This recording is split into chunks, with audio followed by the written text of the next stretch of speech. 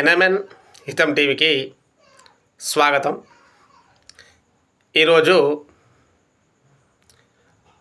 దూర్జటి గారు రాసినటువంటి శ్రీ కాళహస్తీశ్వర మహాత్మ్యంలో నుండి ఒక చక్కని పద్యము. అయితే మిడిసిపడే తన మనసుని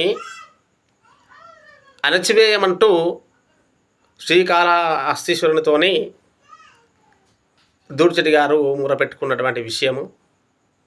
అయితే అది అతని ఒక సొంత విషయమే కాదు, ఈ ప్రపంచంలో ఉన్నటువంటి మనుషులందరి యొక్క మనుషులలో నుండి కూడా అటువంటి ఆలోచనలను అణచివేయమని చాలా చమత్కారంగా చెప్పాడు. ఆ పద్యం ఒకసారి చూద్దాము.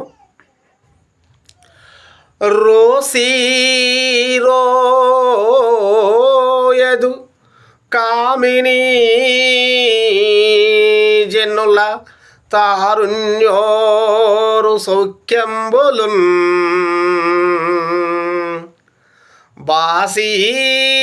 బాసీపాయదు పుత్రమిత్రజన సంపద్భ్రాంతి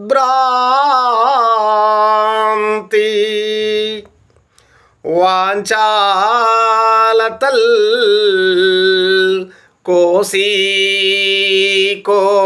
కోయదు నామనంబకట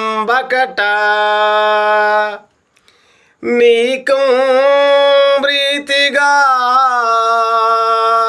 సత్క్రియల్ చేసి చేయదు దీని త్రుల్లనపవే శ్రీకాళహస్తీశ్వర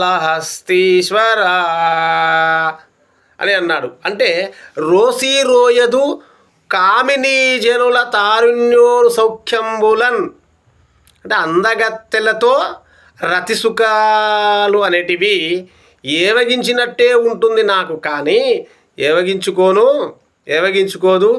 అదేవిధంగా బాసీపాయదు పుత్రమిత్ర జన సంపద్భ్రాంతి, అంటే పుత్రులపైన మిత్రులపైన సంపదలపైన ఈ భ్రమ అనేది